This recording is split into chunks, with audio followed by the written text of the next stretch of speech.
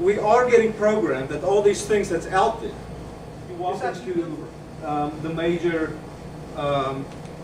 grocery stores, and what do you find? Aisles and aisles and aisles of processed food.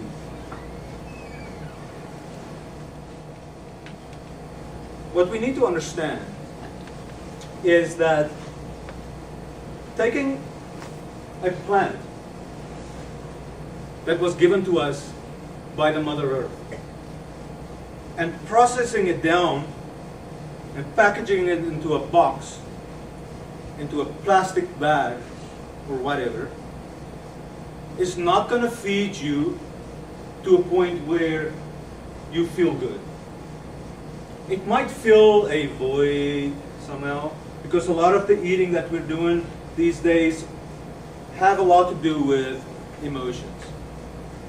We don't really, and there's a lot of different aspects to this, but we don't really eat because we're hungry.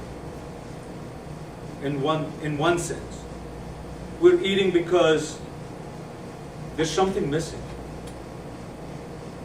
and we at that moment when we sit down and eat, we feel that all that is going away just for that little short time. And you see a lot of people, they sit down, they eat huge meals. And that whole thing going on in the body afterwards is kind of like, okay, now I don't have to, whatever that emotion is, have to deal with that, so it's all good. But then, an hour later, it's not so good anymore. Because you feel like you're going to fall asleep, right? You're not empowered. You're not going like, yeah, I feel good. Who wants to feel that? Who wants to feel after putting something in your body, 10, 15, 20 minutes later, you go like, yes, I'm ready to go? Who wants to feel that in the morning when they wake up, I am completely rested and I'm ready to take on this day and reach my goals, whatever that is? I'm saying to you today that it is possible. All you have to do is educate yourself a little bit on a few things. So what is that? Well, you've all probably heard of raw food and the whole raw food movement, and eating raw food is good for you, and people are like, well, Big, I just don't know about eating lettuce and tomatoes every day, and doing the whole salad. I just can't live off of salad. And I was like, well, but you don't have to. You don't have to live off of salad. Hey, CL. You don't have to starve yourself. You don't have to feel down. You can eat things that actually brings you up every day. And not just feeding you, but empowering you, healing you. Did anyone get that? How about eating food that heals your body? Just think about that for a second. We're all looking for healing on some level. We all have an organ that's not working correctly. You can feel it. You know it intuitively. You might not exactly know what it is, but inside you're like, there's this thing going on, I'm not exactly sure what it is, and the doctors, they've taken all these pictures, and it's just not working, and nobody can tell me what the hell is going on.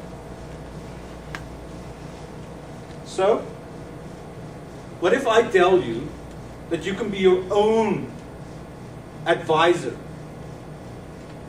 All you have to do is tap in to something called the high self. Now we're getting a little bit spiritual, but that's okay. Everyone looks like they have open minds. I'm not going to understand you're like a creature. But there is a spiritual side to each and every one of us that knows all the answers that has ever been asked immediately and intuitively. All we have to do is tap into that. Now, how do we do that? Well, I can say to you today that tapping into a personal power, you cannot do that by eating burgers and fries every day. It is impossible, period. You have to eat powerful food that brings your life force back up so that you can think clearly. There's an energy force moving through us, and it's called many things. Through the ages, it's been called many things. Let's just call it the life force for tonight. There's a life force running through us. And we can power that life force up to a point where you can't even imagine. And that's where all the wisdom lies. It starts at the bottom, it comes all the way up, and when it reaches the brain, folks, you will know everything that you need to know. So, what do we eat then? Well, I would say, let's start by cutting away a little bit at the processed food. Because what processed food is, taking a plant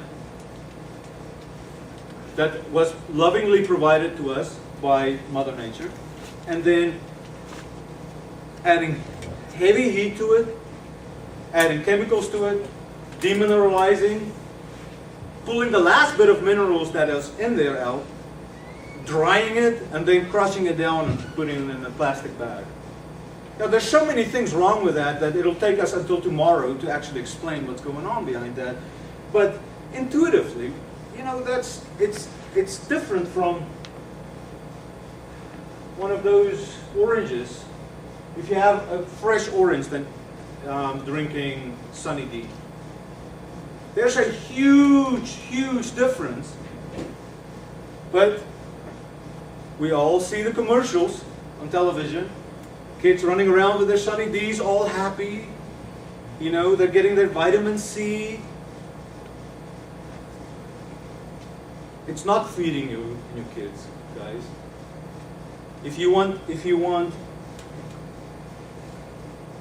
an orange, eat an orange. If you want to eat a carrot, eat a carrot. If you want to eat whatever, eat it raw.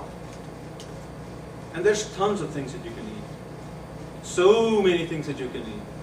You don't have to starve yourself on lettuce and tomato. Let's just talk about minerals for a second. We are, as a human species, more demineralized than ever in human history. Now just think about that for a second. Our bodies are like a salty ocean. It's not like a lake. It's like a salty ocean with all the minerals inside of us. And these minerals is what makes this whole organism work. And the less you have of it, the less it works. Okay? So, what is a byproduct of having not all the minerals that you need? It makes us more susceptible to suggestion. Just one of the things.